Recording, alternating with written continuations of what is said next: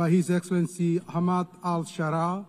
চলছে জাতিসংঘ সাধারণ পরিষদের ৮০তম অধিবেশন। স্থানীয় সময় মঙ্গলবার সকালে বিভিন্ন দেশের রাষ্ট্র ও সরকার প্রধানদের অংশগ্রহণে শুরু হয় সাধারণ বিতর্ক পর্ব। অধিবেশনের দ্বিতীয় দিনে জাতিসংঘে প্রথমবারের মতো বক্তব্য দেন সিরিয়ার অন্তর্বর্তী প্রেসিডেন্ট আহমেদ আল-শারা।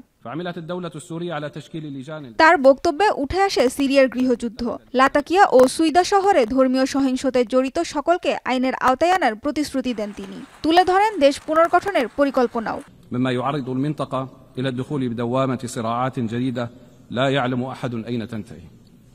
وإزاء ذلك تستخدم سوريا الحوار والدبلوماسية لتجاوز هذه الأزمة وتتعهد بالتزامها باتفاق فض الاشتباك. সিরিয়া ইসরায়েল বিরোধের প্রসঙ্গ টেনে আল-শারা বলেন, তার সরকার ১৯৭৪ সালে তেল আবিবের সঙ্গে শান্তি ও সীমানা ইস্যুতে হওয়া চুক্তি মানতে প্রতিশ্রুতিবদ্ধ। সিরিয়ার পরিবর্তনশীল সময়ের সুযোগ নিয়ে ইসরায়েল নতুন করে সংঘাত সৃষ্টির চেষ্টা করছে বলেও অভিযোগ করেন তিনি।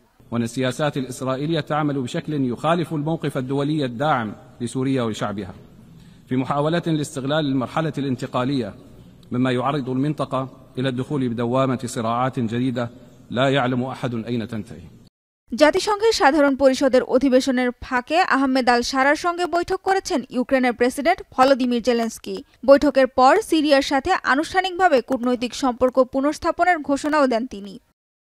কূটনৈতিক সম্পর্ক পুনর্স্থাপনের বিষয়ে একটি যৌথ বিবৃতিতে স্বাক্ষর করেছে দুই দেশ। সামাজিক যোগাযোগ মাধ্যম এক্সে এক পোস্টে বিষয়টি নিশ্চিত করে গুরুত্বপূর্ণ এই পদক্ষেপকে স্বাগত জানান জেলেনস্কি। পাশাপাশি আহমেদ আল-শারার সঙ্গে আলোচনায় দুই দেশের পারস্পরিক সহযোগিতার সম্ভাবনাময় খাত, নিরাপত্তা হুমকি এবং তা মোকাবিলার উপায় নিয়ে বিস্তারিত আলোচনা হয়েছে বলেও জানান তিনি।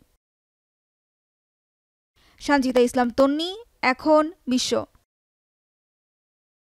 বিশ্বের সর্বাধুনিক প্রযুক্তিতে প্রস্তুতকৃত Arik silver wash detergent powder ৫০০ গ্রাম মাত্র ৭০ টাকা। রিমার্ক।